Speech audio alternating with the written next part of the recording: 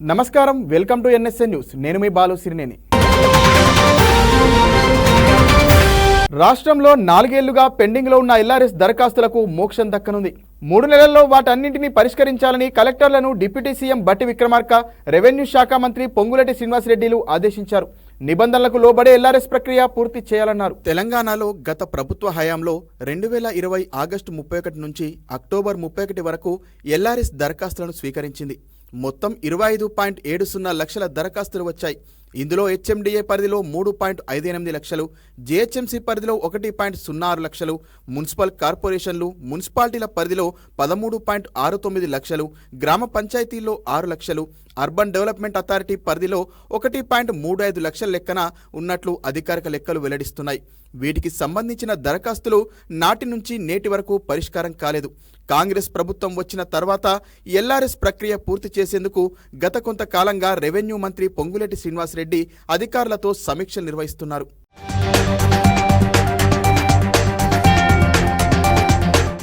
భూపాలపల్లి పర్యటనలో ఉన్న పొంగులేటి శ్రీనివాసరెడ్డి అక్కడి కలెక్టర్ నుంచి, ఖమ్మం పర్యటనలో ఉన్న డిప్యూటీ సీఎం బట్టి విక్రమార్క అక్కడి కలెక్టర్ నుంచి 4 ఏళ్లుగా పెండింగ్లో ఉన్న ఎల్ఆర్ఎస్ దరఖాస్తులపై సమీక్ష నిర్వహించారు. జిల్లా కలెక్టర్లతో వీడియో కాన్ఫరెన్స్ నిర్వహించిన ఇరువురు నేతలు ఎల్ఆర్ఎస్ ప్రక్రియను 3 నెలల్లో పూర్తి చేయాలని ఆదేశించారు. నిబంధనలకు లోబడి ఎల్ఆర్ఎస్ దరఖాస్తులను క్రమబద్ధీకరించాలని అమాత్యులు సూచించారు. ప్రభుత్వ భూములను పరిరక్షించాల్సి ఉందని స్పష్టం చేశారు. 4 ఏళ్లుగా క్రమబద్ధీకరణ కోసం వేచి చూస్తున్నందున ఎల్ఆర్ఎస్ ప్రక్రియకు అధిక ప్రాధాన్యం ఇవ్వాలని కలెక్టర్లకు స్పష్టం చేశారు. క్రమబద్ధీకరణలో అక్రమాలకు, అవకతవకలకు తావు లేకుండా ఎల్ఆర్ఎస్ ప్రక్రియను 3 నెలల్లో పూర్తి చేయాలని స్పష్టం చేశారు.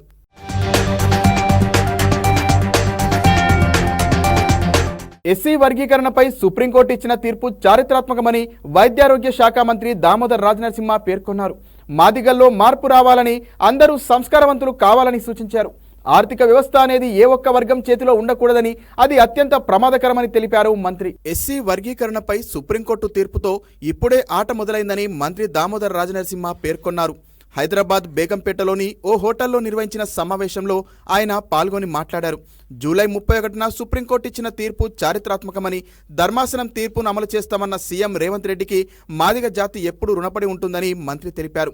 ఎస్సీ వర్గీకరణపై కేవలం తీర్పు రాగానే సంతోషపడకూడదని, దేని ప్రాతిపదికన రిజర్వేషన్లు కల్పిస్తారో సీఎం రేవంత్ రెడ్డికి విజ్ఞప్తి చేయాలని మంత్రి రాజనరసింహ పేర్కొన్నారు. సీఎం రేవంత్ రెడ్డిని ముఖ్య అతిథిగా ఆహ్వానించి ఈ నెల 16 లేదా 17న మాదిగల సమ్మేళనం పెద్ద ఎత్తున నిర్వహించాలని పిలుపునిచ్చారు. మాదిగ జాతి ఎవ్వరికీ వ్యతిరేకం కాదని, అన్ని జాతులతో సమానమని, మాదిగ జాతిని అవమానిస్తే ఖండిస్తామని ఎదురిస్తామన్నారు. సీనియర్ న్యాయవాదులతో సుప్రీం తీర్పు కాపీలను క్షుణ్ణంగా పరిశీలించమని చెప్పనున్నట్లు మంత్రి రాజనరసింహ తెలిపారు. గతంలో ఆర్టికల్ 341 ప్రకారం ఎస్సీలు ఏబిసిడి వర్గం కరెక్ట్ కాదన్న సుప్రీంకోర్టు నేడు సమర్థించిందని మంత్రి గుర్తు చేశారు. అనంతరం మోత్కుపల్లి నర్సింహులు మాట్లాడుతూ అప్పట్లో మాదిగ అని చెప్పుకోవడానికి కూడా ఇబ్బంది పడేవారని పేర్కొన్నారు. మాదిగలకు ఎన్టీఆర్ గుర్తింపు తెచ్చారని తెలిపారు. సీఎం రేవంత్ తనకంటే చిన్నవాడైనా మాదిగలకు తండ్రి స్థానంలో ఉండి సహాయం చేశాడని, గ్రూప్ 1 ఇతర ఉద్యోగాల్లో ఏబిసిడి అమలు అయ్యేలా చేస్తామని సీఎం చెప్పడం సంతోషకరమని హర్షం వ్యక్తం చేశారు.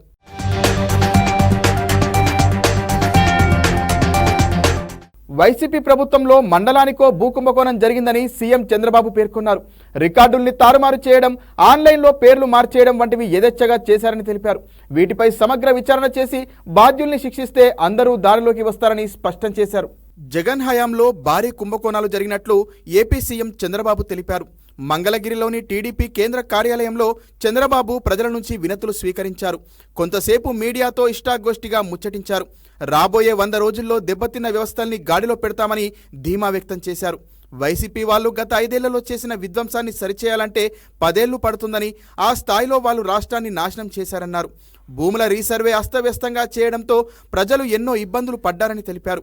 రెవెన్యూ వ్యవస్థను ఎంతలా నిర్వీర్యం చేశారో మదనపల్లె సబ్ కలెక్టర్ కార్యాలయంలో భూ రికార్డును దహనం చేసిన ఘటనే ఓ ఉదాహరణ అని వివరించారు. త్వరలో ఈ కేసును కొలిక్కి తెచ్చి బాధ్యులపై చర్యలు తీసుకుంటామని స్పష్టం చేశారు. భూ కబ్జాలు చేసిన వారిని, వారికి సహకరించిన అధికారుల్ని చట్టప్రకారం శిక్షిస్తామని చంద్రబాబు హెచ్చరించారు. ప్రజల నుంచి వినతులు స్వీకరించడంతో పాటు వాటి పరిష్కారాన్ని లక్ష్యంగా పెట్టుకున్నామన్నారు. ప్రతి సమస్యను సాధ్యమైనంత త్వరగా పరిష్కరిస్తామని తెలిపారు. దీనికోసం నిర్దిష్ట కాలపరిమితి పెడతామని, శాఖల వారీగా వాటిని విభజించి సంబంధిత అధికారులకు పంపుతామని చెప్పారు సీఎం.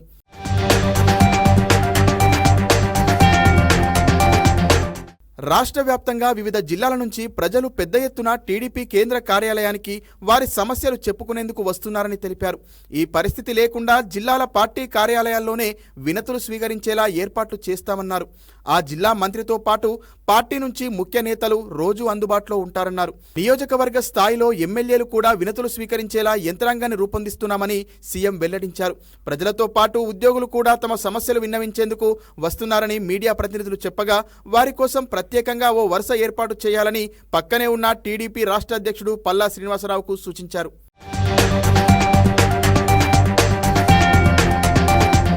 రైతులకు విత్తనాల విషయంలో ఎలాంటి ఇబ్బందులు లేకుండా సీజన్కు కావాల్సిన విత్తనాలను సిద్ధం చేసుకోవాలని మంత్రి తుమ్మల నాగేశ్వరరావు అధికారులను ఆదేశించారు. వరి విత్తనాల ఉత్పత్తితో పాటు మిగతా పంటల ఉత్పత్తిని పెంచాలని, కొత్త ఆలోచనలతో ముందుకు రావాలని కోరారు. ప్రభుత్వంపై ఆధారపడకుండా టెక్నాలజీని ఎలా వాడుకోవచ్చో తెలుసుకోవాలని చెప్పారు. హైదరాబాద్ సచివాలయంలో వ్యవసాయ, కోఆపరేటివ్, మార్కెటింగ్, జౌళి శాఖల అధికారులతో పాటు సంబంధిత కార్పొరేషన్ల చైర్మన్తో కలిసి మంత్రి తుమ్మల సమీక్ష సమావేశాన్ని నిర్వహించారు. ఈ సందర్భంగా మంత్రి మాట్లాడుతూ ఆయిల్ పామ్ విస్తీర్ణాన్ని పెంచడానికి అవసరమైన చర్యలు తీసుకోవాలని ఆయిల్ ఫెడ్ అధికారులను ఆదేశించారు. 2024-25 సంవత్సరానికి 1,00,000 ఎకరాలకు ఆయిల్ ఫామ్ సాగు లక్ష్యంగా రైతులతో సమావేశాలు ఏర్పాటు చేయాలని, పెద్ద ఎత్తున ప్రోత్సహించాలని సూచించారు. పెరిగిన పంట మార్పిడి అవసరాన్ని దృష్టిలో ఉంచుకొని ప్రభుత్వం ఆయిల్ ఫామ్ సాగు, వివిధ ఉద్యాన పంటలపై రాయితీలు ఇవ్వనున్నట్లు మంత్రి పేర్కొన్నారు. రైతాంగానికి మేలు జరగాలని భావించే అన్ని కార్పొరేషన్లు వ్యవహరించాలని, కార్పొరేషన్లన్నీ బలోపేతం చేయాలని చెప్పారు. రాష్ట్ర వ్యాప్తంగా 5,700 విత్తన ఉత్పత్తిదారులు ఉన్నారని, వీరంతా సీడ్ సర్టిఫికేషన్ నాణ్యతా ప్రమాణాలకు అనుగుణంగా విత్తనాల ఉత్పత్తి చేస్తున్నారని అధికారులు పేర్కొన్నారు. Seed corporation chairman, Agros, DCMS, పీఏసీఎస్ల ద్వారా సరఫరా జరుగుతుందని మంత్రికి వివరించారు.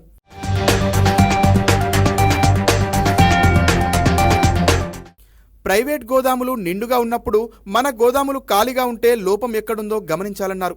మన గోదాములు 100% కెపాసిటీతో నిండాలని, వివిధ సంస్థల ఆధీనంలో ఉన్న ప్రభుత్వ భూముల పరిరక్షణకు చర్యలు తీసుకోవాలన్నారు. వాటిని వినియోగంలోకి తీసుకురావడానికి ప్రతిపాదనలు తయారు చేయాలని అధికారులకు సూచించారు. బోర్డులలో సభ్యుల నియామకం కూడా ముఖ్యమంత్రి అమెరికా పర్యటన నుంచి వచ్చాక చేపట్టాలని చెప్పారు. ఆగ్రోస్కు పునర్వైభవం తీసుకురావాలని, ఏ నిర్ణయమైనా ప్రభుత్వం ఆమోదిస్తుందని మంత్రి వెల్లడించారు.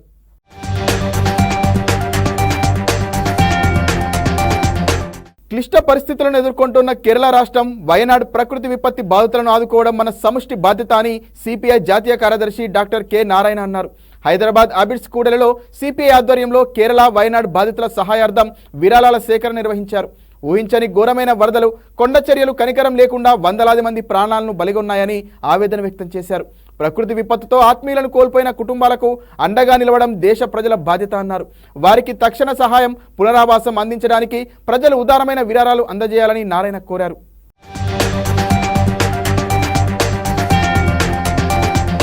సీతారామ ప్రాజెక్టు పనులు ఆగస్టు 15 లోపు పూర్తి చేసి ముఖ్యమంత్రి రేవంత్ రెడ్డి ద్వారా ప్రారంభించేందుకు సన్నాహాలు చేస్తున్నట్లు మంత్రి తుమ్మల నాగేశ్వరరావు పేర్కొన్నారు. ఖమ్మం జిల్లా ఎనుకూరు మండలం ఇమాం నగర్ వద్ద సీతారామ ప్రాజెక్టు ఎన్ఎస్పీ అనుబంధ కాలువ పనులను ఆయన పరిశీలించారు. సీతారామ ప్రాజెక్టు ప్రధాన కాలువ నుంచి సాగర్ ఆయకట్టుకు నీటిని మళ్లించే విధంగా 70 కోట్లతో అనుసంధాన కాలువ నిర్మిస్తున్నామన్నారు. ఈ కాలువ ద్వారా ఖమ్మం జిల్లాలో 1,50,000 ఎకరాలకు సాగునీరు అందుతుందని, సాగర్ ఆయకట్టుకు ప్రత్యామ్నాయ నీటి వనరుగా తోడ్పడుతుందన్నారు.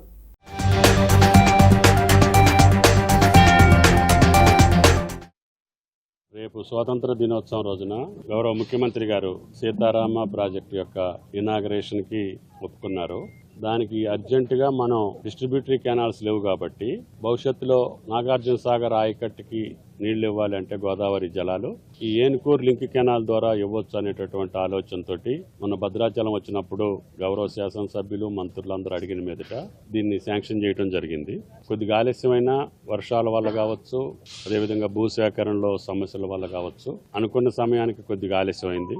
అయినా సరే ఎట్టి పరిస్థితుల్లో 15వ తారీఖుకి ఆ యొక్క బాక్సులు ఆ గ్యాస్ పైప్ లైన్ కిందకి అమర్చాల్సినటువంటి అవసరం ఉంది. కష్టమైన రేయింబౌళ్లు పనిచేసైనా సరే అది పూర్తి చేయమని చెప్పి అడుగుతున్నాం. తెలంగాణ వచ్చి 10 ఏళ్లు పూర్తయినా ఇంకా తొలి నిర్మాణం, మలి నిర్మాణం అంటూ అసెంబ్లీలో ప్రజా సమస్యలు పక్కనబెట్టి సభా సమయం వృధా చేశారని బీజేపీ ఎమ్మెల్యే కాటిపల్లి వెంకటరమణారెడ్డి విమర్శించారు. కేంద్రం నిధులు ఇవ్వడం లేదని ముఖ్యమంత్రి మాట్లాడడం సరికాదంటూ వెంకటరమణారెడ్డి పేర్కొన్నారు. జీహెచ్ఎంసీలో వచ్చిన నిధులను జీహెచ్ఎంసీలోనే ఎందుకు వినియోగించట్లేదంటూ ప్రశ్నించారు. ప్రజానాయకుడిగా అన్ని ప్రాంతాలను అభివృద్ధి చేయాల్సి ఉందని ఆయన వ్యాఖ్యానించారు.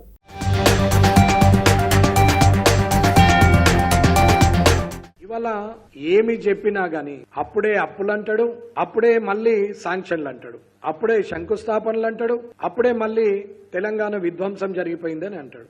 అసలు ఒక ముఖ్యమంత్రిగా, ఒక శాసనసభ వ్యవహారాల మంత్రిగా వారు ఆ పదవికి వన్నెదేవాలి గాని చిన్నపిల్లల్లాగా మాట మీద నిలబడకుండా ఎవరికి దొరికితే వారు ఇష్టం ఉన్నట్టు మాట్లాడుతున్నటువంటి సందర్భం. ఎగిరెగిరి పడ్డోళ్ళు ఏడ కూసున్నారు, రేపు మీరు ఏడ కూసుంటారు. గత ప్రభుత్వం కూడా ఎగిరెగిరి పడితే ఎక్కడ పోయి నిలబడ్డారు? వారి జీవితంలో కూడా అనుకోకుండా గాంధీ మహాత్మ ముందట ధర్నా చేస్తామని గాని, అసెంబ్లీ బయట కూర్చుంటామని గాని, ధర్నా చౌక్ దగ్గరికి పోయి నిలబడతామని గాని, ఏ ధర్నా చౌక్ అయితే ఎత్తేసారో ఆ ధర్నా చౌక్ మీద నిలబడతామని వారు కలలో కూడా ఊహించకుండొచ్చు. వారు పోయి అక్కడ నిలబడ్డారు. ఆ పూర్తి తెలంగాణ సాధించినామని చెప్పుకున్నటువంటి కేసీఆరే ఇవాళ ముఖం చాటేసే పరిస్థితి వస్తే, ఇవాళ మా సోనియామ్మ ఇచ్చింది తెలంగాణ అని చెప్పి ఎగిరెగిరి పడుతున్న మీరు అప్పుల తెలంగాణను అబద్ధమన్నా కావాలా? లేదు ఇది అప్పుల తెలంగాణనే అంటే మీరు 1,50,000 కోట్లతోని అభివృద్ధి చేస్తామని ఏ మాట అయితే చెప్తారో అదే అబద్ధమన్నా కావాలా? ఇది బట్టి గారు, శ్రీధర్ బాబు గారు, ముఖ్యంగా ముఖ్యమంత్రి గారు చెప్పాల్సిన అవసరం ఉన్నది. ఎస్సీ వర్గీకరణపై సుప్రీంకోర్టు చారిత్రాత్మక తీర్పును స్వాగతిస్తున్నట్లు స్టేషన్ గన్పూర్ ఎమ్మెల్యే కడియం శ్రీహరి తెలిపారు.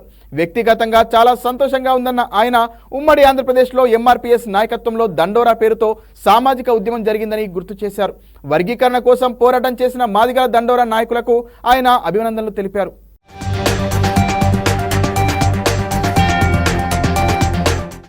షెడ్యూల్డ్ కులాల వర్గీకరణకు సంబంధించిన సుప్రీంకోర్టు తీర్పును నేను హృదయపూర్వకంగా స్వాగతిస్తున్నాను.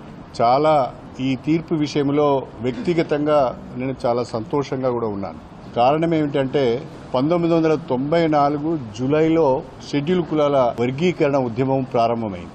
ఎంఆర్పీఎస్ నాయకత్వంలో ఉమ్మడి ఆంధ్రప్రదేశ్లో దండోరా పేరుతో బ్రహ్మాండమైన సామాజిక ఉద్యమం జరిగింది. ఉద్యమం ప్రారంభమైన మొదటి రోజు నుండి తీర్పు వెలువడిన ఆగస్టు 1, 2024 వరకు కూడా ఆ ఉద్యమం వెంట నేనున్నాను. అక్రమంగా గంజాయిని రవాణా చేస్తున్న అంతర్రాష్ట్ర ముఠా సభ్యులను వరంగల్ పోలీసులు పట్టుకున్నారు. నిందితుల నుంచి 64 లక్షలు విలువ చేసే 256 కిలోల గంజాయితో పాటు 2 కార్లు, 3 చరవాణీలు స్వాధీనం చేసుకున్నారు. భూపాలపల్లికి చెందిన కుమారస్వామితో పాటు మరో నిందితుడిని అదుపులోకి తీసుకోగా మరో 2 పరారీలో ఉన్నట్లు వరంగల్ పోలీస్ కమిషనర్ అంబర్ కిషోర్ జూ తెలిపారు. వరంగల్ను డ్రగ్స్ ఫ్రీ జోన్గా తీర్చిదిద్దడమే లక్ష్యంగా గంజాయి స్మగ్లర్లపై ప్రత్యేక దృష్టి సారించినట్లు వివరించారు.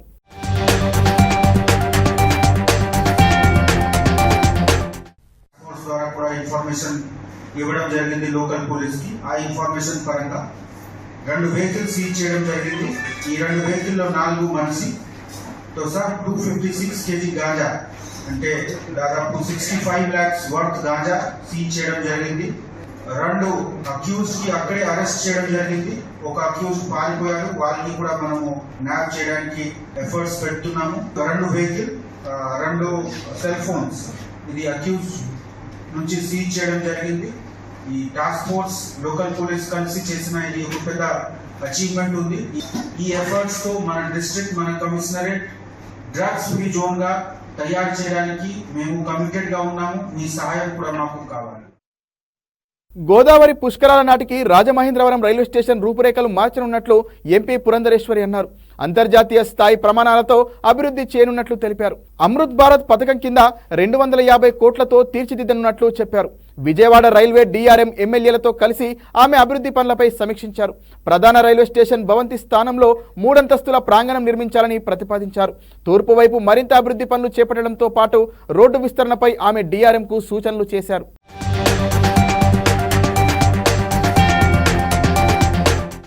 ఒక అద్భుతమైనటువంటి రైల్వే స్టేషన్, ఒక వరల్డ్ క్లాస్ రైల్వే స్టేషన్ ఇంచుమించుగా ఆ స్థాయిలో చేయాలి అనేటువంటి సంకల్పంతో మేమందరం కూడా చర్చించుకోవటం జరిగింది.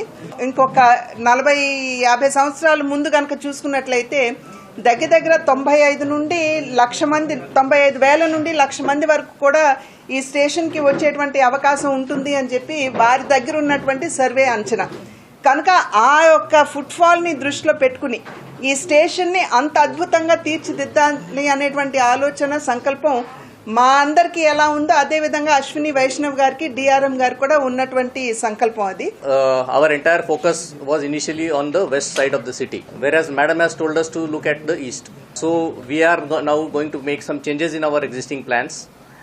We are going to develop more facilities on the eastern side. So based on that, we will further develop the east side. As the city is developing towards the east, so it is all the more necessary that the facilities are developed towards the eastern side of the Rajahmundry station. Vizianagaram జిల్లా మెంటాడ మండలం Andhra reservoir నుంచి కాల్వలకు నీటిని మంత్రి గుమ్మిడి సంధ్యారాణి విడుదల చేశారు. అనంతరం సమీక్షించిన ఆమె reservoir వద్దకు వచ్చే దారి కూడా సరిగా లేదని అధికారులపై మండిపడ్డారు. 5 ఏళ్ల పాటు ప్రాజెక్టును పట్టించుకోలేదన్నారు. ఇటీవల ఆంధ్ర రిజర్వాయర్ పరిధిలో 14 కోట్లు ఖర్చు చేసినట్లు అధికారులు చెప్పగా ఎక్కడా పనులు చేయలేదని రైతులు తెలిపారు. దీనిపై ఆగ్రహం వ్యక్తం చేసిన ఆమె 3 రోజుల్లో పనులు, ఖర్చులు వివరాలు అందజేయాలని ఆదేశించారు. దీనిపై విచారణ జరుపుతామని ఆమె హెచ్చరించారు.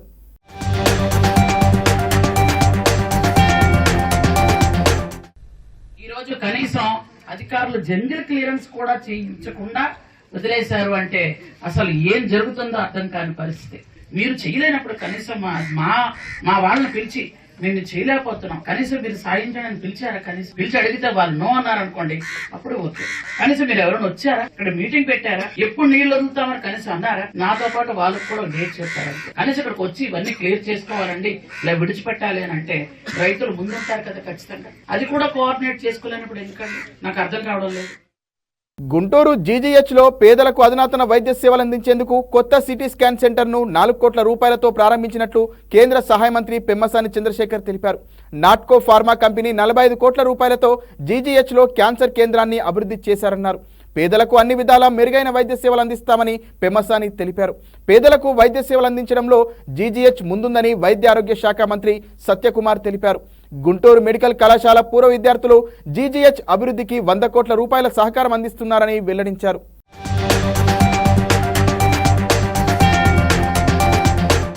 ఈరోజు ఈ బిల్డింగ్ ముందు నుంచి మాట్లాడటం చాలా ఆనందంగా ఉంది. అయితే పేద ప్రజలకి ముఖ్యంగా క్యాన్సర్ అనేది చాలా ఎక్స్పెన్సివ్ ప్రాసెస్. 45 crores ఖర్చు పెట్టి ఈ బిల్డింగ్ కట్టారు. అదేవిధంగా ఇక్కడ ముందుంటే ఈ ముందున్న బిల్డింగ్ కూడా ఇప్పుడు చూస్తే దీనంతా కూడా పగలగొట్టి కొత్త బిల్డింగ్ కట్టబోతా ఉన్నారు.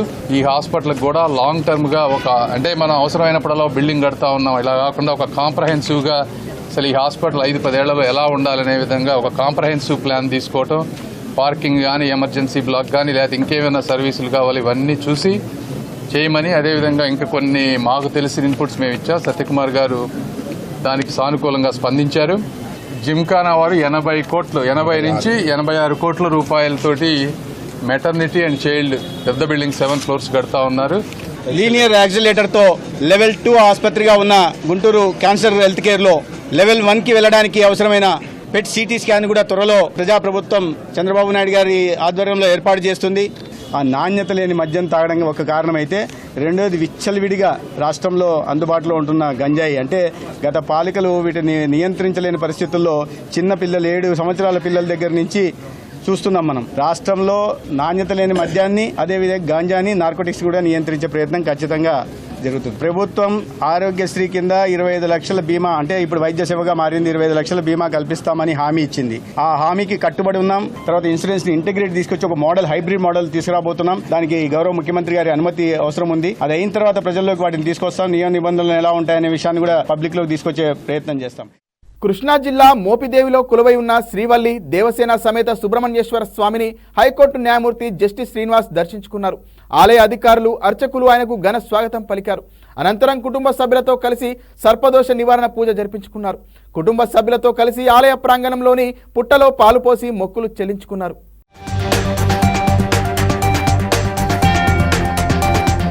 జిల్లాలో గుట్కా, పాన్ మసాలా, మాదక ద్రవ్యాల వినియోగంపై ఉక్కుపాదం మోపుతామని మల్టీజోనల్ 2 డీఐజీ సత్యనారాయణ అన్నారు.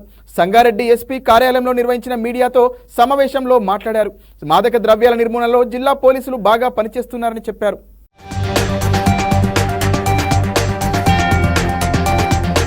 స్వీకరించిన తర్వాత మొట్టమొదటిసారిగా సంగారెడ్డి రావడం జరిగింది. సో ఓవరాల్ రివ్యూ చేసినప్పుడు క్రైమ్ కానీ, ఎన్ఫోర్స్మెంట్ కానీ, ఇటు రోడ్ సేఫ్టీ కానీ మిగతా జిల్లాలతో పోలిస్తే Sangareddy police is doing good job. అయితే డీజీ గారి ఆదేశాల మేరకు కానీ ప్రభుత్వ విధానాల పట్ల కానీ అర్థం చేసుకుని ఏ ప్రయారిటీస్ ఉన్నాయో దానికి పూర్తిగా అంకిత భావంతో కృషి చేయాల్సిన అవసరం ఉంది. ముఖ్యంగా డ్రగ్స్ మీద ఉక్కుపాదం మోపడం, అది కళ్ళు దుకాణాల్లో అల్ఫాజోలం, డైజిఫామ్ లాంటి ఇదివరకు కేవలం అది అడల్టరేటెడ్ కళ్ళు అనుకునేవాళ్ళం. ఇప్పుడేమో అది సైకోట్రోపిక్ సబ్స్టెన్సెస్ యొక్క రెసిడ్యూస్ వస్తున్నాయి, దాంట్లో నార్కోటిక్స్ టెస్ట్లో పాజిటివ్ వస్తుంది. సో అది ఎక్సైజ్ యాక్ట్ కాకుండా ఎన్డీపీఎస్ యాక్ట్ కింద అరెస్ట్ చేయడం జరుగుతుంది. అట్లాగే ఎన్డీపీఎస్ ఈ యొక్క గాంజా సంబంధించింది, దాని మీద అనూహ్యంగా కోవిడ్ తర్వాత అంటే ఒక 5-6 సంవత్సరాల క్రితం తర్వాత ఇప్పుడు పూర్తిగా ఈ గ్రామీణ వాతావరణంలో యువత కానీ వీళ్ళు కానీ కొద్దిగా వారి బారిన పడినట్టు మనకి రిపోర్ట్లు వస్తున్నాయి. దానికి తగ్గట్టుగానే పోలీసులు నిరంతరం చర్యలు చేపడుతున్నారు. బాబు వాలంటీర్లను పక్కన పెట్టారు. మా ప్రభుత్వం హయాంలో వాలంటీర్ వ్యవస్థ బాగా పనిచేసేదని వైసీపీ మాజీ ఎంపీ భరత్ అన్నారు. రాజమండ్రి వైసీపీ కార్యాలయంలో ఆయన మీడియాతో మాట్లాడారు. వరదలు వంటి విపత్తులు వచ్చినప్పుడు వాలంటీర్లు చకచకా తమ పరిధిలోని కుటుంబాలను శిబిరాలకు చేర్చడంలోనూ సహాయక చర్యలు అందించడంలోనూ ముందుండేవారని తెలిపారు. చంద్రబాబు వాలంటీర్లను కొనసాగిస్తానని, వారి జీతం 10,000కు పెంచుతానని ఎన్నికల్లో హామీ ఇచ్చాడని చెప్పాడు. ఇప్పుడు వాలంటీర్లను పూర్తిగా పక్కన పెట్టేశారని విమర్శించారు.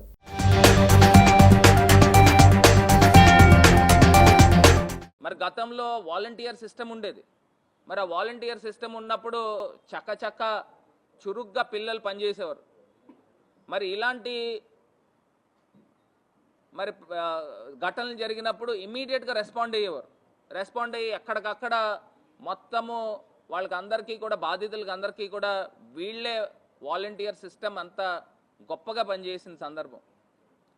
మరి ఈ చంద్రబాబు నాయుడు గారు వచ్చిన తర్వాత వాలంటీర్లకి 10,000 రూపాయలు మరి వాళ్ళకి స్టైఫండ్ కానీ లేకపోతే ఇస్తానని చెప్పి మరి వాళ్ళని ఏ రకంగా తీసేసిన సందర్భాలు, వాలంటీర్ సిస్టమ్నే మొత్తం నిర్మూలన చేసిన సందర్భం. రాష్ట్ర వ్యాప్తంగా 4 లక్షల మంది పిల్లలు వాలంటీర్ పిల్లల్ని తీసేసిన సందర్భం. మరి ఇది ఎక్కడికి వెళ్ళిపోతూ ఉన్నాము? మరి ఇదే చంద్రబాబు నాయుడు గారు నిరుద్యోగ భృతి 3,000 ఇస్తా అన్నాడు. మరి వాలంటీర్స్ కూడా పాపం చాలామందికి ఉపాధి లేకపోవడం వలన కదా మరి వాలంటీర్స్ కింద వస్తూ ఉన్నారు. మరి నిజంగా ఆ రకంగా ఆలోచన చేసిన ఈ వాలంటీర్ సిస్టమ్ని కంటిన్యూ చేయాలి కదా. మరి ఈయనే మాటలు ఇచ్చాడు, ఇదే చంద్రబాబు నాయుడు గారు మరి మాటలు ఇచ్చి వాగ్దానాలు చేసి మరి ఏ రకంగా వాలంటీర్ సిస్టమ్ని పూర్తిగా నిర్వీర్యం చేసిన సందర్భం. మరిన్ని వార్తలతో మళ్ళీ కలుద్దాం. నమస్కారం.